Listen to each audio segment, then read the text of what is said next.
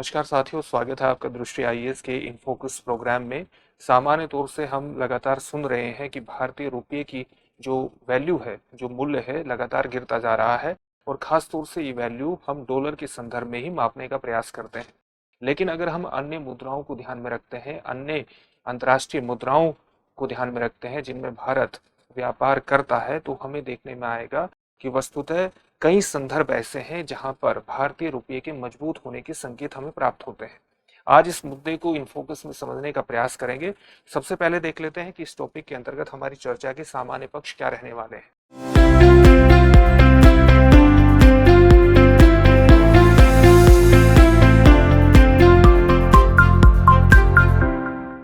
सबसे पहले हम उस खबर को जानने का प्रयास करेंगे जिसके कारण ये पूरा टॉपिक चर्चा में है।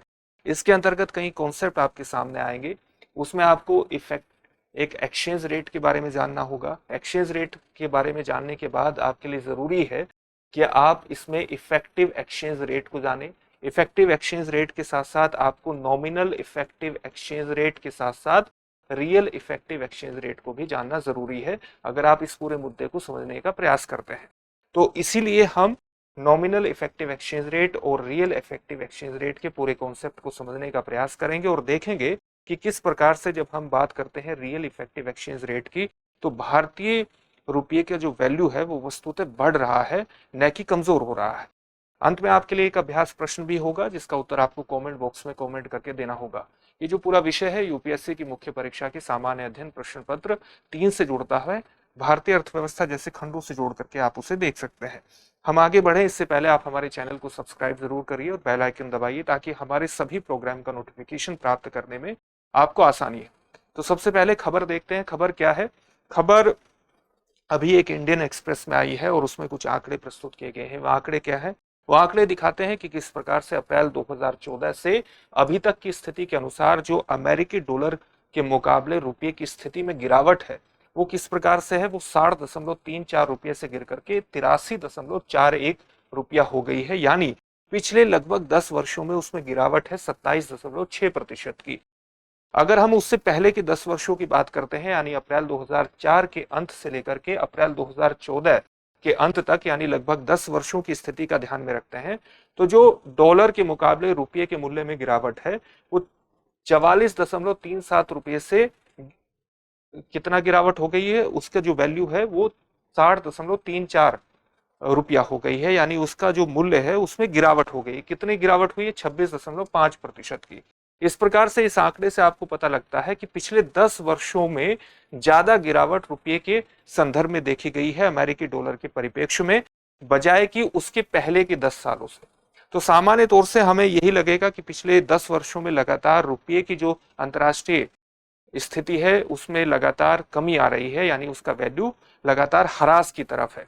लेकिन भारत केवल डॉलर में ही व्यापार नहीं करता बल्कि कई अंतर्राष्ट्रीय मुद्राओं में व्यापार करता है, बहुत से देशों के साथ व्यापार करता है और उसमें अलग अलग मुद्राओं का भी परिप्रेक्ष्य हमें ध्यान में रखना चाहिए। जैसे कौन कौन सी मुद्राएं? जैसे यूरो में व्यापार करता है, पाउंड स्टर्लिंग में करता है, येन में करता है, युआन में करता है, हांगकांग डॉलर में करता है। अगर इन सभी में वस्तुओं और सेवाओं का व्यापार होता है तो रुपये की वैल्यू को केवल डॉलर के परिप्रेक्ष्य में ही निर्धारित नहीं करना चाहिए, यानी उसकी विनिमय दर का जो ध्यान है वो केवल डॉलर के परिप्रेक्ष्य में ही नहीं रखना चाहिए, बल्कि रुपये की ताकत और कमजोरी को अन्य वैश्विक मुद्राओं के संदर्भ में भी मापना चाहिए, क्योंकि उनके अंतर्गत जो इसकी विनिमय दर है उस पर भी इसकी ताकत और कमजोरी निर्भर करती है। और इसी के संदर्भ में आ जाता है विनिमय दर। विनिमय दर का सामान्य तौर से मतलब क्या होता है? जब हम किसी मुद्रा के परिप्रेक्ष्य की बात करते हैं तो सामान्य मतलब है जैसे किसी देश की मुद्रा का किसी अन्य देश की मुद्रा के सापेक्ष जो मूल्य का माप है उसे हम एक्सचेंज रेट कहते हैं। फॉर एग्जाम्पल, अगर कोई वस्तु है, कोई वस्तु अमेरिका में $1 की प्राप्त होती है और वो भारत में वही वस्तु 45 रुपये में प्राप्त होती है, तो सामान्यतः $1 की जो वैल्यू है वो 45 रुपये के बराबर आएगी। ये सामान्य संदर्भ निकला जाता है, या अभी जो वैल्यू चल रही है वो 43.41 डॉलर चल रही है, 41 रुपया चल रही है $1 के संदर्भ में। तो एक सामान्य उदाहरण के रूप में आप इसे लिख सकते हैं। तो जो डॉलर की विनिमय दर है, जो रुपये की विनिमय दर है, वो क्या हो जाएगी, $1 के मुकाबले जो रुपये की वैल्यू है वो 45 रुपए बैठेगी। तो इसको हम कहते हैं विनिमय दर, एक्सचेंज रेट के नाम से। जब इस विनिमय दर को सामान्य तौर से नियमित कर दिया जाता है, नियमित कर दिया जाए सरकार के माध्यम से, और सरकार किसके माध्यम से करती है, आरबीआई के माध्यम से, तो हम इसको कहते हैं नॉमिनल एक्सचेंज रेट। जब इस एक्सचेंज रेट में मुद्रास्फीति के प्रभावों को समायोजित कर दिया जाता है, मुद्रास्फीति के अंतर को समायोजित कर दिया जाता है, तब हम उसको कहते हैं रियल एक्सचेंज रेट। अब बात आती है इफेक्टिव एक्सचेंज रेट की। इफेक्टिव एक्सचेंज रेट में क्या होता है कि किसी भी मुद्रा के मूल्य का निर्धारण मुद्राओं के एक बास्केट के भारित औसत के आधार पर किया जाता है। फॉर एग्जाम्पल, भारत केवल डॉलर में ही व्यापार नहीं करता, भारत अन्य मुद्राओं में भी व्यापार करता है। तो भारतीय रुपये का जो निर्धारण है वो कई मुद्राओं के एक बास्केट के भारित औसत के आधार पर कर दिया जाए। मान लिया उसमें डॉलर भी शामिल हो, उसमें यूरो भी शामिल है, उसमें पाउंड स्टर्लिंग भी शामिल हो, येन शामिल हो, युआन शामिल हो, और इसके अलावा हांगकांग डॉलर भी शामिल हो। तो इन सभी मुद्राओं में जो भारत व्यापार करता है, इनके भारित औसत के आधार पर, भारित औसत कैसे निकालेंगे, जितना व्यापार इनके परिप्रेक्ष्य में भारत करता है, यानी रुपये के अंतर्गत किया जाता है, रुपये को जितना कन्वर्जन इन मुद्राओं में होता है, तो उसका हम क्या निकालते हैं, एक भारित औसत निकालते हैं। और इस भारित औसत के आधार पर एक सूचकांक का निर्धारण किया जाता है, और इस सूचकांक के आधार पर ही हम तय करते हैं कि रुपये की इनके परिप्रेक्ष्य में, इस बास्केट के परिप्रेक्ष्य में विनिमय दर क्या होगी, यानी उसका एक्सचेंज रेट क्या होगा। इसी को हम कहते हैं इफेक्टिव एक्सचेंज रेट। इस इफेक्टिव एक्सचेंज रेट को अगर नियमित कर दिया जाए सरकार के माध्यम से, और सरकार किसके माध्यम से करती है, रिजर्व बैंक ऑफ इंडिया के माध्यम से करती है, तब हम इसको कहते हैं नॉमिनल इफेक्टिव एक्सचेंज रेट। अगर इस इफेक्टिव एक्सचेंज रेट का जो निर्धारण है, इस निर्धारण में मुद्रास्फीति को समायोजित कर दिया जाता है, यानी मुद्रा अलग अलग वस्तुओं और सेवाओं के मूल्य का जो अंतर है अलग अलग देशों में, उसको अगर समायोजित कर दिया जाए, तो इस इफेक्टिव एक्सचेंज रेट को हम कहते हैं रियल इफेक्टिव एक्सचेंज रेट। यही पूरा कॉन्सेप्ट है, और ये कॉन्सेप्ट आपके पीटी एग्जामिनेशन के लिए, प्रीलिम्स एग्जामिनेशन के लिए विशेष रूप से महत्वपूर्ण है, इसलिए आप इसको याद जरूर रखिएगा। इसलिए जब हम प्रभावी विनिमय दर की बात करते हैं, तो प्रभावी विनिमय दर में क्या बात आती है कि भारत के जितने प्रमुख व्यापारिक साझेदार हैं, उन व्यापारिक साझेदारों की मुद्राओं की तुलना में रुपये के विनिमय दरों के भारित औसत का एक सूचकांक ये रिफ्लेक्ट करता है, उसको प्रतिबिंबित करता है, और इसी के आधार पर प्रभावी विनिमय दर रुपये की हमारे सामने आती है, इस सूचकांक के आधार पर ही। जब इसको नियमित कर दिया जाता है, इफेक्टिव एक्सचेंज रेट को नियमित कर दिया जाता है, तब हमारे सामने आता है नॉमिनल इफेक्टिव एक्सचेंज रेट। अगर हम नॉमिनल इफेक्टिव एक्सचेंज रेट की बात करते हैं, तो नॉमिनल इफेक्टिव एक्सचेंज रेट को ध्यान में रखते हुए हमें जो बात सामने निकल करके आएगी, वो आएगी कि लगातार रुपये की जो वैल्यू है वो खास तौर से अमेरिकी डॉलर के मुकाबले कमजोर हो रही है। लेकिन अगर हम अमेरिकी डॉलर से अलग अन्य मुद्राओं को ध्यान में रखते हैं, तो हमें पता लगेगा कि अमेरिकी डॉलर में ये गिरावट हमें ज्यादा नजर आती है अन्य मुद्राओं के परिप्रेक्ष्य में। अभी हम उसको देखते हैं। जैसे आरबीआई निर्धारित करता है, आरबीआई ने एक 6 मुद्राओं का, 6 अंतरराष्ट्रीय मुद्राओं का बास्केट बनाया और एक 40 अन्य मुद्राओं का बास्केट बनाया, और इन मुद्राओं के बास्केट के परिप्रेक्ष्य में रुपये के नॉमिनल इफेक्टिव एक्सचेंज रेट सूचकांक का उसने निर्माण किया, ताकि रुपये का जो सामान्य विनिमय है, सामान्य विनिमय दर है, उसका पता लगाया जा सके। जब हम इस 40 मुद्राओं के बास्केट की बात करते हैं, तो ये 40 मुद्राओं में वे शामिल हैं जिनके साथ भारत का जो वार्षिक व्यापार प्रवाह है वो 88% का हिस्सा रखता है।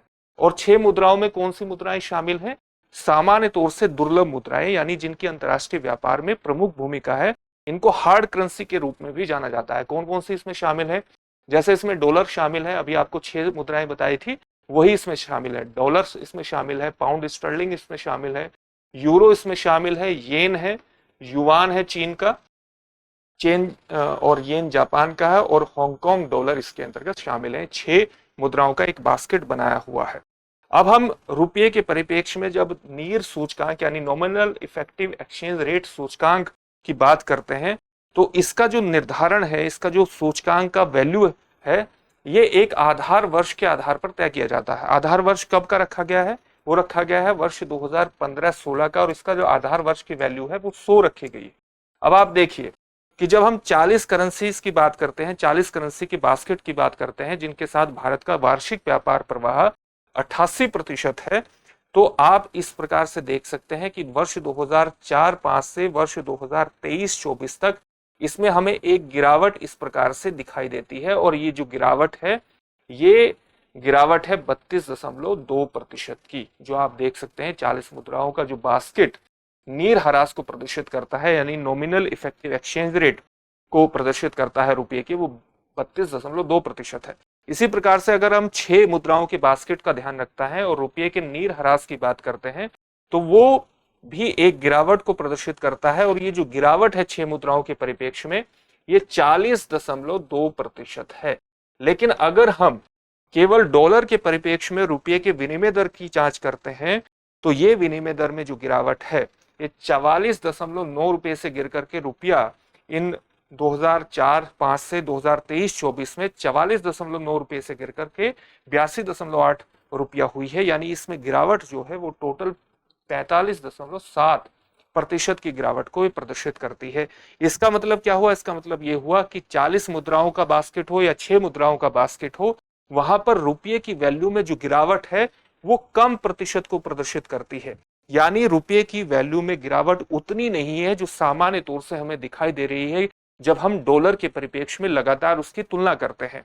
इसलिए इसकी सही जानकारी हासिल करने के लिए जरूरी है कि हम इसमें मुद्रास्फीति के प्रभावों की भी जांच कर लें। और जब हम इसमें मुद्रास्फीति को समायोजित करते हैं तो अब हमारे सामने क्या आता है? रियल इफेक्टिव एक्सचेंज रेट, यानी वास्तविक प्रभावी विनिमय दर। ये किस प्रकार से नॉमिनल इफेक्टिव एक्सचेंज रेट से अलग है? इसमें केवल एक अंतर है, रीर वस्तुतः नीर ही है, यानी real effective exchange rate nominal effective exchange rate ही है। इसमें केवल मुद्रास्फीति का अंतर, जो अंतर्राष्ट्रीय व्यापार में भारत जिन देशों के साथ अंतर्राष्ट्रीय व्यापार करता है, तो उन देशों की मुद्राओं के परिप्रेक्ष्य में जब भारत अन्य अलग देशों के साथ मुद्रास्फीति के अंतर को समायोजित करता है, तब हमारे सामने रियल इफेक्टिव एक्सचेंज रेट आता है। इसको हम एक उदाहरण के माध्यम से समझते हैं। उदाहरण के माध्यम से किस तरह से समझेंगे? जैसे इंडोनेशियाई रुपया है। इंडोनेशियाई रुपया पिछले एक वर्ष में अमेरिकी डॉलर के मुकाबले 8.5% गिरा है।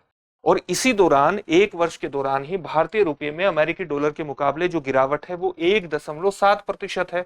तो सीधे तौर पर आपको दिखाई दे रहा होगा कि जो इंडोनेशियाई रुपया है वो बहुत तेजी से गिरा है, उसमें गिरावट 8.5% की है।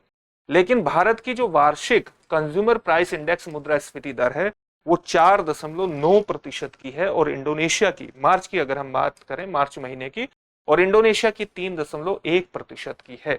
तो ये किस प्रकार की स्थिति को दिखाता है? ये इस तरह से दिखाता है कि भारत में मुद्रास्फीति की दर ज्यादा है, और जो इंटरनेशनल मार्केट में डॉलर के परिप्रेक्ष्य में भारतीय मुद्रा में जो गिरावट है, यानी जो उसके बाह्य मूल्य को प्रदर्शित करती है, वो 1.7% है। और जो आंतरिक मूल्य अंतर है जो मुद्रास्फीति से रिफ्लेक्ट होता है वो कितना है? वो 4 मुद्रास्फीति कितनी है? 4.9%। तो ये जब मुद्रास्फीति आपकी ज्यादा ऊंची हो, जो कि भारतीय रुपये में गिरावट से बड़ी प्रदर्शित हो रही हो, तो इस परिप्रेक्ष्य में जब आप मुद्रास्फीति को एडजस्ट करेंगे तो ये वस्तुतः रुपये के वैल्यू में बढ़ोतरी को प्रदर्शित करती है। और इसके उदाहरण को आप यहां देख सकते हैं कि किस प्रकार से जब हम रियल इफेक्टिव एक्सचेंज रेट की बात करते हैं, तो सामान्य तौर से 2014-15 के बाद से लगातार इसमें, इसके सूचकांक में, इससे संबंधित जो सूचकांक है उसमें हमें एक बढ़ोतरी देखने को मिलती है। यानी जो रुपये का इफेक्टिव एक्सचेंज रेट है, जो रियल इफेक्टिव एक्सचेंज रेट है, जो मुद्रास्फीति को समायोजित करके बनाया जाता है, वो वस्तुतः रुपये के वैल्यू में बढ़ोतरी को प्रदर्शित कर रहा है। और ये बढ़ोतरी न केवल 6 करेंसी बास्केट में हो रही है, बल्कि 40 करेंसी बास्केट में भी हो रही है। 40 करेंसी बास्केट में ये वृद्धि ज्यादा प्रदर्शित हो रही है। इसका मतलब क्या हुआ? इसका मतलब ये हुआ कि अगर हम डॉलर के मुकाबले, डॉलर के बनिस्बत अन्य मुद्राओं में भारत के रुपये के वैल्यू को जांचने का प्रयास करते हैं, तो हमारे सामने ये स्थिति आती है, अगर हम उसमें मुद्रास्फीति को एडजस्ट कर देते हैं तो रुपये के मूल्य में वास्तव में बढ़ोतरी हो रही है। लेकिन ये बढ़ोतरी कई मामलों में खतरनाक भी होती है। खतरनाक इसलिए होती है कि जब रुपये के वैल्यू में बढ़ोतरी होती है बढ़ोतरी का मतलब क्या हुआ कि मान लिया पहले $1 में 85 रुपया आता था, अब इसमें बढ़ोतरी हो गई तो $1 में अब सामान्य तौर से मान लिया 80 रुपया आता है। तो ये भारतीय निर्यात की जो कीमत है, भारतीय निर्यात की कीमत को बढ़ा देगा। कीमत बढ़ जाएगी तो इंटरनेशनल मार्केट में उसकी जो कॉम्पिटिटिवनेस है, जो प्रतिस्पर्धा है, वो कमजोर हो जाएगी और साथ ही निर्यात में कमी से ये भारत में रोजगार स्तर को भी प्रभावित कर सकता है। यानी निर्यात लागत वृद्धि से भारत में रोजगार पर भी नकारात्मक प्रभाव हो सकता है। जबकि जब रुपया के मूल्य में गिरावट होती है तो सामान्य तौर से हमें देखते हैं कि निर्यात में बढ़ोतरी होती है, रोजगार में भी बढ़ोतरी होती है और इंटरनेशनल कॉम्पिटिटिवनेस भी बढ़ने में मदद मिलती है। तो इन विनिमय दर में एक सामान्य तौर से संतुलन रहे, उसी स्थिति को ज्यादा बेहतर माना जाता है। इससे संबंधित एक प्रश्न भी देख लेते हैं। प्रश्न क्या है? आरबीआई ने 6 मुद्राओं के बास्केट के परिप्रेक्ष्य में रुपये के नीर सूचकांक का निर्माण किया है। निम्नलिखित में से कौन सी मुद्रा इसके अंतर्गत सम्मिलित नहीं है? आपके ऑप्शंस क्या है? यूरो, पाउंड स्टर्लिंग, येन या ऑस्ट्रेलियाई डॉलर। इस प्रश्न का उत्तर आप हमें कमेंट बॉक्स में कमेंट करके जरूर दीजिए। फिर से एक नए सेशन में आपसे मुलाकात होगी। धन्यवाद। डियर व्यूअर्स, अपने एग्जाम की तैयारी को और बेहतर करने के लिए हमारे चैनल को लाइक, शेयर और सब्सक्राइब करना न भूलें।